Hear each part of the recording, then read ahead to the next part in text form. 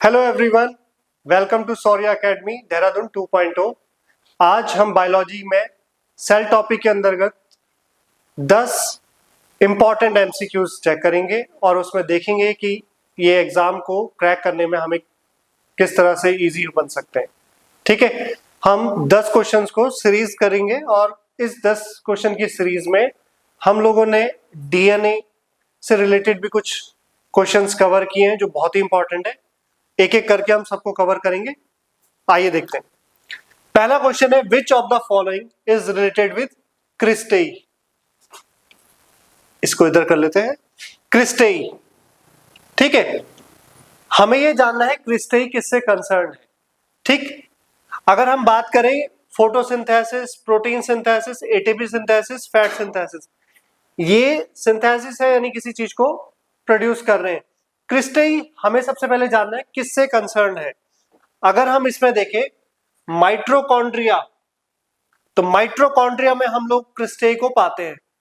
ये हमारे क्रिस्टेई हो गए। ओके, तो हमें ये पता चल गया है कि ये किस में है, माइटोकॉन्ड्रिया में है। और माइटोकॉन्ड्रिया क्या है, power house of the cell है। इसलिए जो माइटोकॉन्ड्रिया का प्राइमरी वर्क है वो क्या है, ATP synthesis. It means cristae is related with ATP synthesis। तो ये जो फोटोसिंथेसिस है आपको पता है, chloroplast, protein synthesis, ribosomes, endoplasmic reticulum, और जो फैट सिंथेसिस है साइटोप्लाज्म एक्सेट्रा। ठीक है, तो हमारा जो इसका आंसर होगा वो कौन सा होगा, सी। ठीक है, चलिए नेक्स्ट की तरफ चलते हैं। नेक्स्ट है हमारा the colourless plastids which are found in storage food is, यानी प्लांट सेल्स में वो कौन सा ऐसा प्लास्टिड है जो कलरलेस है, हमें ये देखना है। ठीक, अगर हम देखें क्लोरोप्लास्ट, क्रोमोप्लास्ट, ल्यूकोप्लास्ट, ये तीनों के तीनों क्या है, पार्ट्स ऑफ प्लास्टिड्स हैं। हमें इसमें चेक करना है कौन सा है। अगर ये तीनों में होगा तो ऑल ऑफ दीज हो जाएगा। ठीक है, तो हम एक स्लाइड के साथ देखते हैं। प्लास्टिड्स के टाइप देख रहे हैं हम यहाँ पे। ठीक है, तो आप यहाँ पे देखोगे क्लोरोप्लास्ट है, ल्यूकोप्लास्ट है, ठीक है, और ये क्रोमोप्लास्ट है। इसी का क्लोरोप्लास्ट का एक ग्रीनोप्लास्ट होता है जो फंक्शन करता है। ये वाले में आप देखोगे पिगमेंट्स है, इसमें ग्रीन पिगमेंट्स है। ठीक है, और ये वाला जो आप देख रहे हैं ये ल्यूकोप्लास्ट, ये व्हाइट कलर का होता है। ठीक है, ये व्हाइट कलर का होता है, इसलिए हम इसको कलरलेस उसमें कंसीडर करते हैं। और ये क्या करता है, स्टोरेज ऑफ फूड और इसके लिए वर्क करता है। तो इसका जो आंसर होगा वो क्या होगा, ए, ल्यूकोप्लास्ट। ठीक है, चलिए नेक्स्ट क्वेश्चन की तरफ चलते हैं। नेक्स्ट क्वेश्चन है, which of the following is characterized by cell wall. बहुत ही सिंपल क्वेश्चन।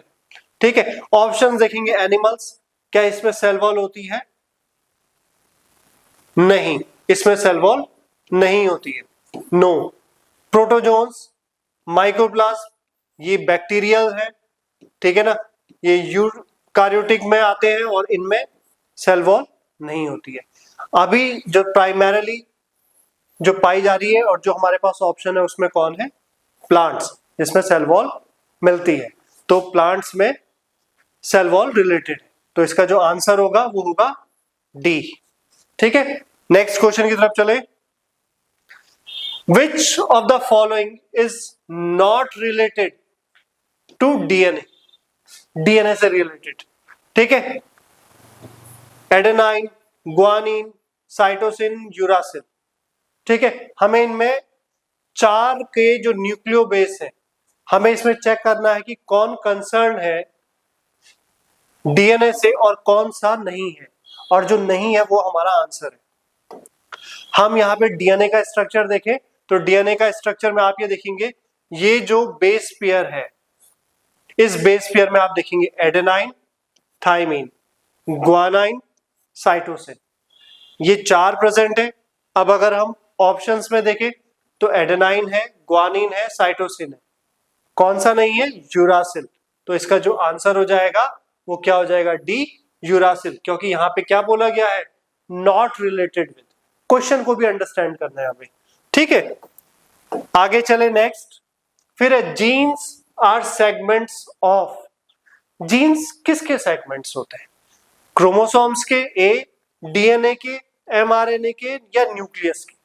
ठीक है, अगर हम इसे कंसीडर करें तो हम एक इस इमेज के जरिए समझ पाएंगे कि बेसिकली जीन्स किससे कंसर्न होते हैं और किसके सेगमेंट्स होते हैं। हमारा सेल होता है, सेल का एक न्यूक्लियस है, उस न्यूक्लियस में क्रोमोसोम्स है।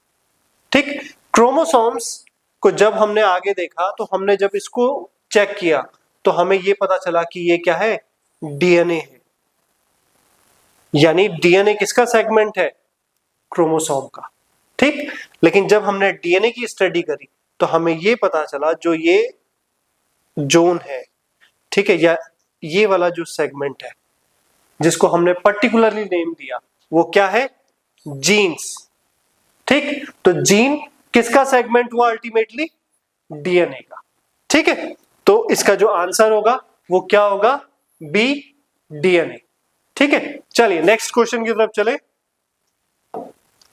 नेक्स्ट क्वेश्चन है एन एडेनाइन पेयर्स विद। ठीक, आपके पास ऑप्शन है A guanine, cytosine, thymine, adenine.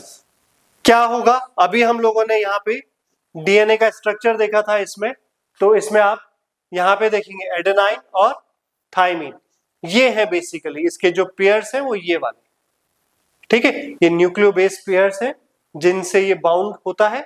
ठीक है, तो इसी का जो इसका जो आंसर हो जाएगा वो क्या हो जाएगा हमारा? Adenine pairs with thymine. ठीक है, और इसका जो आंसर हो गया वो हो गया सी। ठीक है, नेक्स्ट क्वेश्चन की तरफ चले।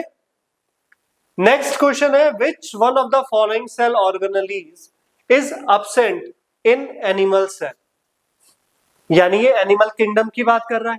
एनिमल किंगडम में ऐसा कौन सा सेल ऑर्गेनेली है जो कि प्रेजेंट एब्सेंट है, जो एब्सेंट है? पहला ऑप्शन सेल मेम्ब्रेन, यस होती है। एंडोप्लाज्मिक रेटिकुलम, यस होता है। ठीक है, cell wall, yes cell wall absent होती है। सेल वॉल किस में प्रेजेंट होती है? प्लांट सेल्स में। ठीक है, तो जो इसका आंसर हो जाएगा वो क्या हो जाएगा? सी, सेल वॉल।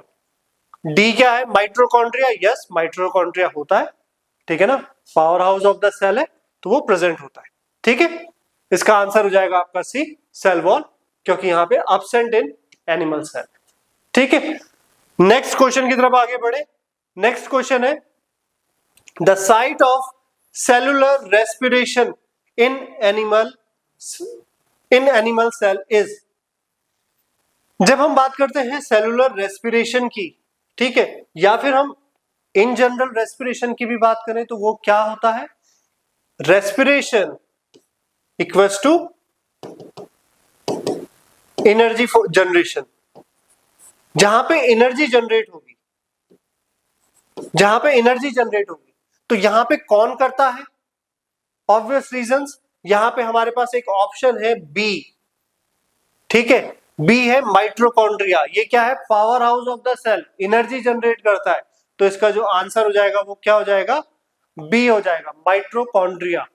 ठीक है, बहुत डायरेक्ट क्वेश्चन है, लेकिन ये जिस टेक्निक से पूछा गया, जैसे सेलुलर रेस्पिरेशन है, ठीक है ना, यहाँ पे एनर्जी जनरेशन नहीं है, सेलुलर रेस्पिरेशन है, तो उस वजह से हमको ये इस ट्रिकी क्वेश्चन को समझना है और ये माइटोकॉन्ड्रिया इसका आंसर हो जाएगा। ठीक है, नेक्स्ट क्वेश्चन की तरफ चलते हैं। Who propose cell theory? Cell theory basically cell किस तरह से फंक्शन करता है उससे रिलेटेड एक थ्योरी को बताया गया कि सेल कहां से आया, क्या जनरेट हुआ, इससे रिलेटेड थ्योरी को जो प्रपोज किया था। तो किसने किया था? क्या रॉबर्ट हुक ने किया था? नहीं, रॉबर्ट हुक ने नहीं किया था। रॉबर्ट हुक ने तो सबसे पहले सेल को खोजा था। ठीक है ना।